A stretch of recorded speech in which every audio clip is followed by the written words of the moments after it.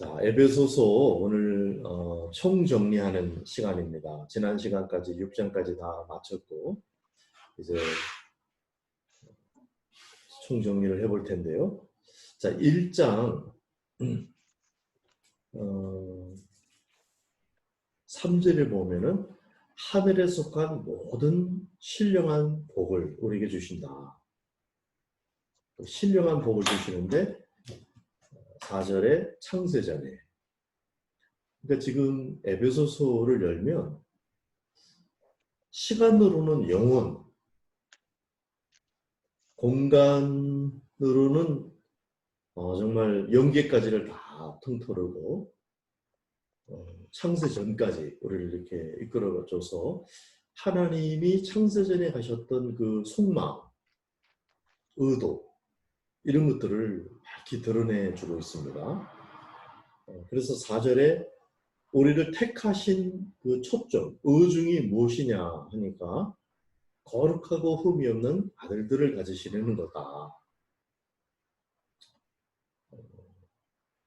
그것 때문에 이제 창조를 하신 거다. 그런 말이죠. 근데 그 말을 사실 이게 모든 것의 목적인 겁니다. 그러니까 교회가 존재하는 이유, 우주가 돌아가는 이유, 시간이라는 게 존재하는 이유, 우리가 지금 일상 속에 뭐 사소한 것 같은데 이런 것 다 하는 모든 것의 그 목적에 해당되는 거룩하고 흠이 없는 내가 되는 그런 초점으로 지금 이게 존재한다. 이렇게 이해할 수 있는 거죠. 그러니까 이게 가장 꼭지점이라고 할 수 있는데, 그런데 실제로 이 본문을 읽어보면 그거보다 더 강조된 것 같은 내용들이 있는데 그게 6절, 12절, 14절이었습니다. 영광의 찬송이 되는 거, 영광이라는 단어가 나오고 있죠. 제가 이게 화면을 한 번씩 보니까 안양숙 집사님이 계속 웃고 계셔가지고 좀 신경이 쓰이네요.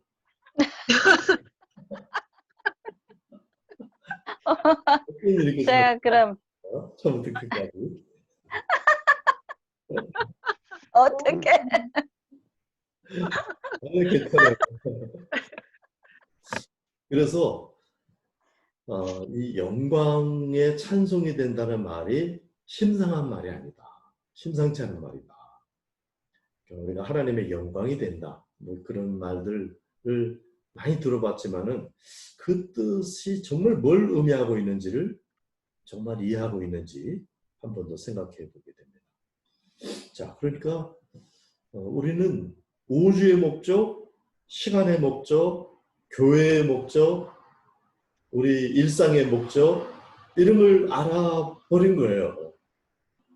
그게 지금 거룩하고 흠이 없는 아들들이 되는 건데, 이제 지금 사도 바울이 이렇게 말씀하셨다면 베드로 사도는 어떻게 말씀하셨냐면, 베드로 후서 가보시죠. 베드로 후서 1장 3절과 4절을 같이 한번 읽겠습니다. 시작. 그의 신기한 능력으로, 더 빠른가요? 베드로 후서 1장 3절 4절 시작. 그의 신기한 능력으로 생명과 경건에 속한 모든 것을 우리에게 주셨으니 이는 자기의 영광과 덕으로서 우리를 부르신 말미암습니다. 이로써 그 보배롭고 지극히 큰 약속을 우리에게 주사 이 약속으로 말미암아 너희가 능력 때문에 세상에서 썩어질 것을 피하여 신성한 성품에 참여하는 자가 되게 하려. 이게 굉장한 말들로 돼 있는데 일단 4절에 보면 신성한 성품에 참여하는 자가 되게 하려 하셨느니라. 전 번역에는 신의 성품에 참여하는 자 이렇게 되어 있습니다. Divine Nature에 참여하는, 하나님의 성품에 참여하는 자가 되려 하고 우리를 부르셨다. 지금 이렇게 이제 사도 바울은 얘기한 거죠. 그런가 하면 요한 사도의 글을 읽으면 요한 사도 1장 3절만 읽겠습니다. 요한일서 1장 3절 시작. 우리가 보고 우리가 들은 보고 들은 바를 너희에게도 전하면 너희로 우리와 사귐이 있게 하려 하니 우리의 사귐은 아버지와 그의 아들 예수 그리스도와 더불어 누리리라. 그러니까 사도 요한이 우리를 부르시는 자리는 어디냐면 아버지와 그 아들의 사귐, 그 사귐에 참여하는 요한과의 사귐, 이 자리에 이제 부르고 있는 겁니다. 그러니까 삼일째 하나님이, 성령님은 이것을 가능하게 하는 영이시죠. 그래서 하나님의 그 사귐 안으로 우리를 초대하고 있다는 거예요. 그 베드로는 그것을 신의 성품에 참여하는 것이다, 이렇게 말했고, 사도 바울은 거룩하고 흠이 없는 아들들이 되게 하려고 우리를 부르셨다. 그리고 이것 때문에 모든 것이 존재한다, 이겁니다. 그러니까 우리 인생이 그런 목적을 이루지 못하고 그 목적 방향을 상실하면은 표류하게 되어 있는 거죠. 살아도 사는 것이 아니에요. 그래서 지금 다시 한번 이제 그 본문으로 돌아갑니다. 에베소서 1장으로. 그래서 에베소서 1장에 거룩하고 흠이 없는 아들들로 부르셨다. 흠이 없게, 이게 조금 거슬릴지 모르겠어요. 왜냐하면 우리 자신을 돌아볼 때 흠투성이다 보니까 그것은 회개를 통해서 정말 없어지도록 예수 그리스도가 보혈로 다 조치를 취해놨다는 거예요. 그래서 회개하면은 그게 의가 되는 건 아니지만은 그게 떨어져 나가는 거죠. 그럼 거룩이 남겠죠. 근데 인생을 많이 살았는데 거룩이 많이 남는 사람이 있고 조금 남는 사람이 있겠죠. 그래서 지금 우리가 이 일상을 사는 게 이 거룩을 챙기는 거, 하나님의 성품에 참여하는 거, 이것은 주님과의 사귐을 통해서만, 이게 지금 이제 연결되어 있는 말들이 되겠습니다. 그래서 그 영광의 찬송이 되게 한다 하는 말씀도 하나 또 확인하겠습니다. 고린도 전서 11장 7절 한번 가보시죠. 영광이라는 용례 때문에 제가 찾아보라고 말씀드린 겁니다. 고린도전서 11장 7절 시작. 남자는 하나님의 형상과 영광이니 그 머리를 마땅히 가리지 않거니와 여자는 남자의 영광이니라. 이 구절에 의하면은 우리가 하나님의 영광입니까? 하나님이 우리의 영광입니까? 우리가 하나님의 영광이죠. 마찬가지로 여기 이제 남편과 아내 사이의 문제인데, 남자가 여자의 영광입니까? 여자가 남자의 영광입니까? 여자는 남자의 영광입니다. 그러니까 영광이 된다, 이게 지금 남자와 여자의 관계에 비유되어 있는 거예요. 그 아내가 되고 신부가 되는 그런 이야기에 여기 지금 맞춰져 있습니다. 그리고 에베소서 우리가 확인했지. 다시 에베소서로 가죠. 에베소서 가서 5장에 아내와 남편에 관한 이야기를 하셨잖아요. 22절.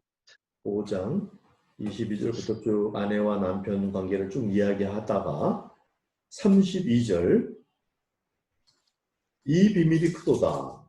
나는 그리스도와 교회에 대해서 말하노라. 그러니까 지금 주님과 우리의 관계를 남편과 아내의 관계에 비유하는 정도가 아니고, 남편과 아내의 관계를 하나님이 창조하신 이유 자체가 하나님과 우리와의 관계를 표현하시는 계시라는 거죠. 그러니까 하나님의 속마음이 이 우주에, 우리 인간관계, 인간 세상에 하나님이 자기 신성을 표현하신 거예요. 드러내신 거예요.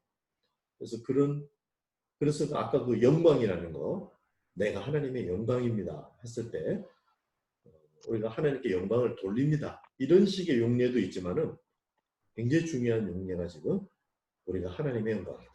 하나님의 형상이다. 이게 우리가 그리스도의 신부다. 교회는 예수 그리스도의 신부다. 이런 말이 자, 그런 부르심이 1장에 있는 겁니다. 그런 높이와 엄청난 부르심 속에서 그래서 우리의 정체성이 부르심 받은 그 우리가 바로 누구냐면 교회다 이 말입니다. 그걸 교회라고 한다. 그 택하심 받은 우리가 교회고 바울의 기도는 15절에서 나오는 바울의 기도는 그걸 우리가 정말 제대로 깨닫고 알았으면 좋겠다 하는 간절한 기도죠. 그래서 그것을 능력으로 표현한다면 베푸신 지극히 큰 능력이 되겠죠. 하나님이 그 일을 위해서 하나님이 영으로 오시고 또 우리에게 은혜를 베푸시고 이렇게 해서 2장에는 십자가로 화목하게 한다는 그 말은 유대인과 이게 이제 이 스토리가 만세로부터 마치 비밀처럼 감추어져 있는 것처럼 돼 있었지만은 유대인을 통해서 면면이 내려왔다고요. 근데 유대인들만을 위한 것이 아니었다는 거죠. 그래서 모든 이방인을 향한 그래서 이게 다 예수 그리스도 안에서 이루어지게 하셨고 그리고 21절 2장 21절과 22절 그 안에서 건물마다 서로 연결하여 주 안에서 성전이 되어가고 너희도 성령 안에서 하나님이 거하실 처소가 되기 위하여 그리스도와 예수 안에서 함께 지어져 가느니라. 그러니까 우리는 지금 어떤 공사가 진행되고 있냐면 하나님의 참 성전으로서의 공사가 지금 진행 중이다. 공사 중이다 보면 조금 불편을 끼칠 수도 있죠.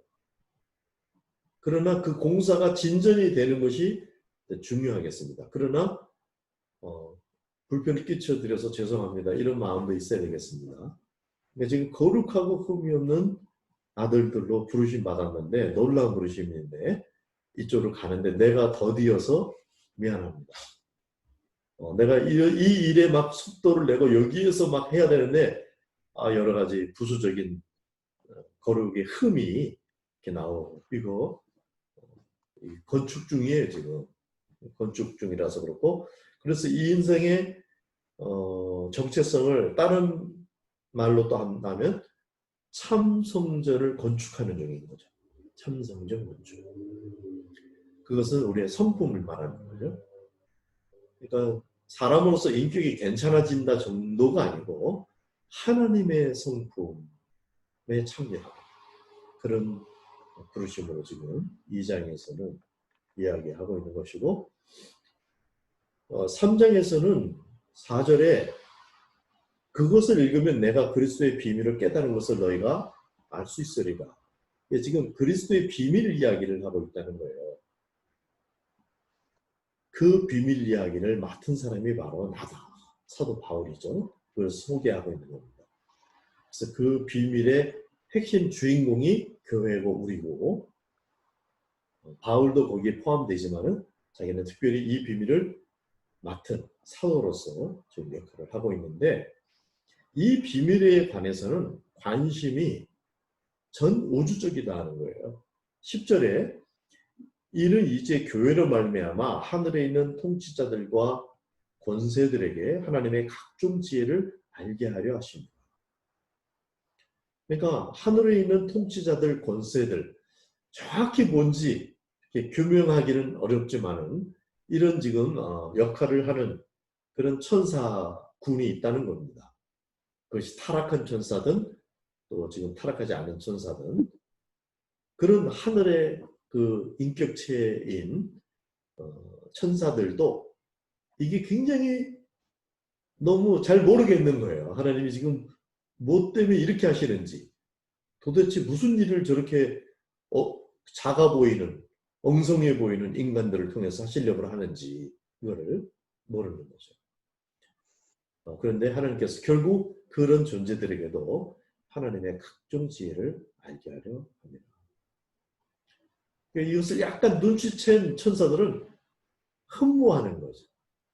뭐 천사도 흠모하겠네 그런 찬송이 있죠.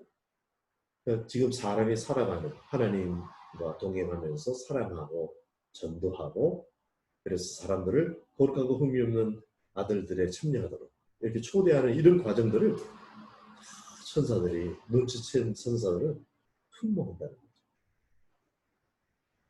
거죠. 그래서 기도하기를 또 한 번 사도 바울의 기도가 3장에 또 나오죠. 그래서 다 그것도 좋겠지만 18절에 정말 그리스도의 사랑을 알고 그 넓이와 길이와 높이와 깊이가 어떠함을 깨달아 하나님의 모든 충만하신 것으로 너에게 충만하게 하시기를 바랍니다.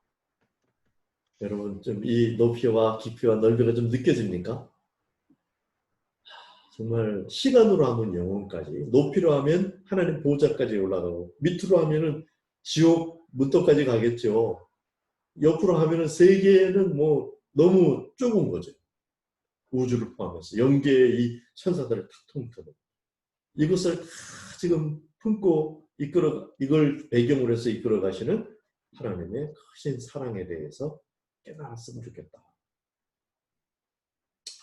저도 지금 이렇게 말을 하지만은 더 이게 깨달아지고 모든 감각이까지 이게 스며쓰면 좋겠다 이런 생각이 듭니다. 이걸 한마디로 여기에 합당하게 사는 삶을 사랑이라고 말합니다. 그러니까 우리가 인간사에서 사랑한다는 말이 있지만은 그 말은 이게 지금 작은 것이 담기는 정도로 이해해야 합니다. 하나님이 말씀하시는 그 사랑은 정말 큰 것이고 그래서 어떤 사람들이 그러죠. 천국 문 앞에서 문지기인 청사들이 하나만 묻는답니다. 네가 사랑을 배웠느냐? 이렇게 묻는다는 겁니다. 그 사랑, 그러니까 지금 우리가 겪는 모든 인간관계나 고난이나 좌절이나 또는 또 승리나 또 어떤 경험과 열매 이런 모든 것들은 사랑을 알 수 있도록 다시 말하면 하나님이 사랑이시죠. 그래서 하나님의 성품에 그걸 알고 그것을 자기 것이 되고 하는 그런 부르심으로 우리를 이끌고 계시다 하는 겁니다.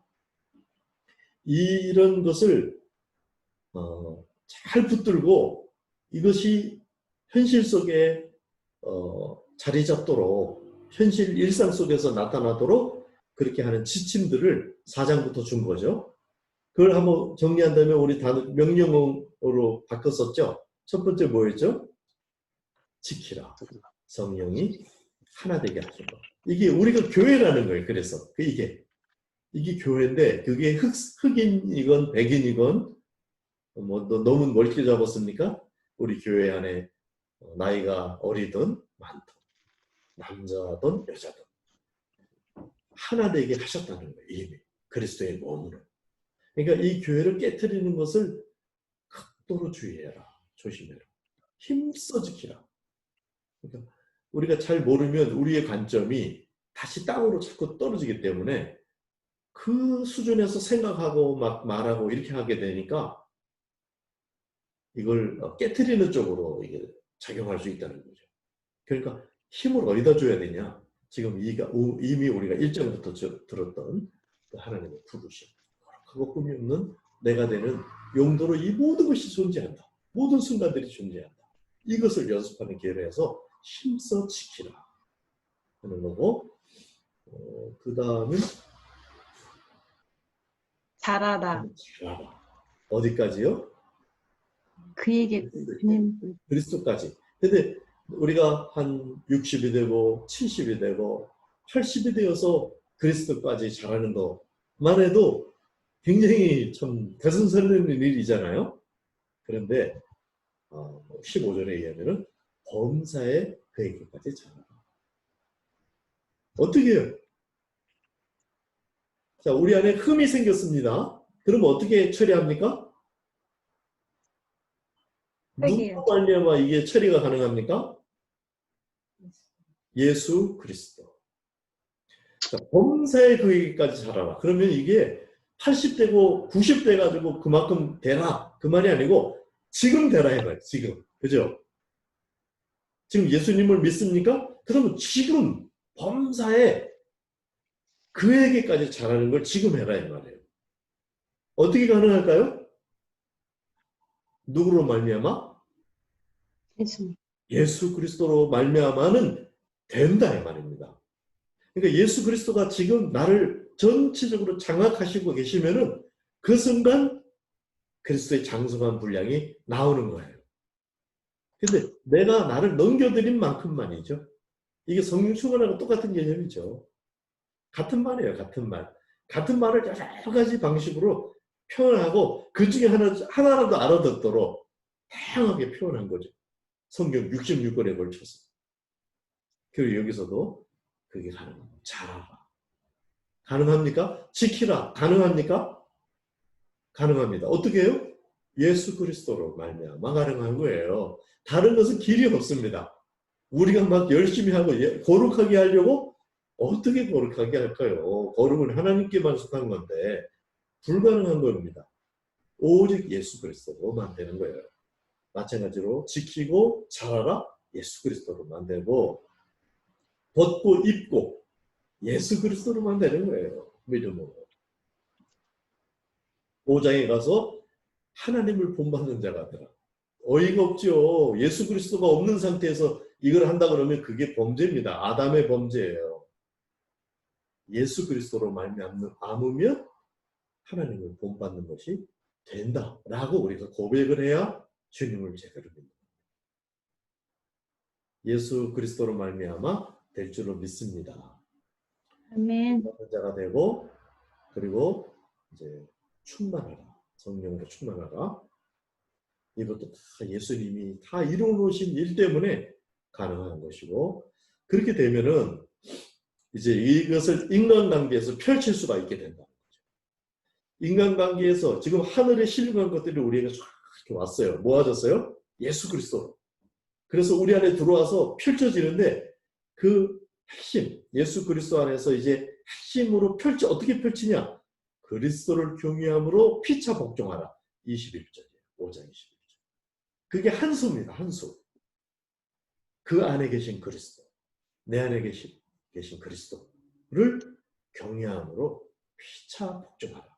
그러면 남편과 아내, 상간과 부하, 아버지와 아들 다 그 문제가 다 해결되는데 한마디씩 관계의 입장에서 초점을 맞춰서 탁탁탁탁 원포인트 상담을 해주고 계시죠. 그게 바로 아내들이요. 남편에게 복종할 때 자신을 아래다 두고 얼마든지 얘기하세요. 그게 복종이라는 말이었고 남편은 그리스도가 하듯이 그렇게 하라. 이 말들은 다른 사람에게 하는 말을 들을 게 아니고 자기에게 하나님이 하시는 음성을 듣고 순종해야 합니다. 그렇게 하고 자녀들은 부모들에게 상대할 때 순종, 밑으로 자신을 둘 뿐만 아니라 잘 귀 기울여 듣고 이렇게 해야 된다는 거죠. 그런 태도. 그러니까 이건 한마디로 태도예요. 전체를 말하면. 그리스도를 경외하는 태도가 사람에게 표현될 때 이렇게 된다는 거예요. 종과 성전도 그런 관계. 그런데 이런 것들이 사람 관계로 또 이렇게 하다 보면 내가 사람 상대하는 거로만 또 이 시선이 또 내려와요. 또 내려와. 저 인간을 내가 저렇게 참아야 되나. 뭐 이런 식으로 우리의 눈이 또 내려와요. 그걸 또 한번 깨워주는 것이 마귀의 관계를 등이 대적하기 위해서 하나님의 전신갑주를 입어라. 우리의 싸움은 혈과 육에 대한 것이 아니고 악의 영들을 상대하는 것이다. 12절. 그래서 이것을 위해서 말씀과 기도를 가져라. 말씀과 기도, 성령 안에서 하는 기도. 이것은 아까 요한일서에서 말하는 그 사귐의 기도, 사귐에 참여하는 기도. 기도를 막 뭔가 달라 구하 이러는 기도도 해야 되겠지만은 하라고 권하십니다만은 정말 진짜 주님이 여기서 지금 얘기하는 기도는 성령 안에서 하는 기도. 뭐겠어요? 이게 사귐이죠. 아버지와 아들과 성령의 사귐을 누리고 있는데 그 안에 신의 성품에 참여해서 거기서 하는 기도, 이게 사귐의 기도.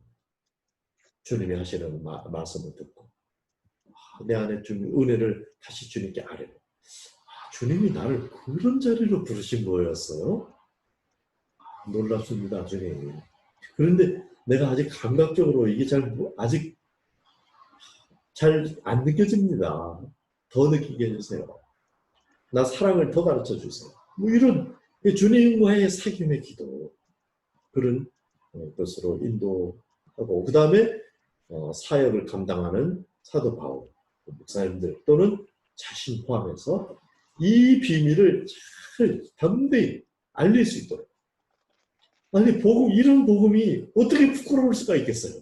이 놀랍고 신비하고 광대하고 장엄하고 아름다운 이 복음이, 그래서 이 복음을 담대히 알리게 그렇게 또 기도를 해달라는 사도 바울의 부탁이 있었던 거죠. 자, 이것이 에베소서의 내용이었습니다. 1장부터 6장까지 제가 빠르게 해도 벌써 30분 지났네요. 1장부터 6장까지 했으니까. 자, 오늘은 원래 나눔 시간을 많이 가지려고 했었는데, 뭐 30분은 남을 수 있지 않을까 싶습니다.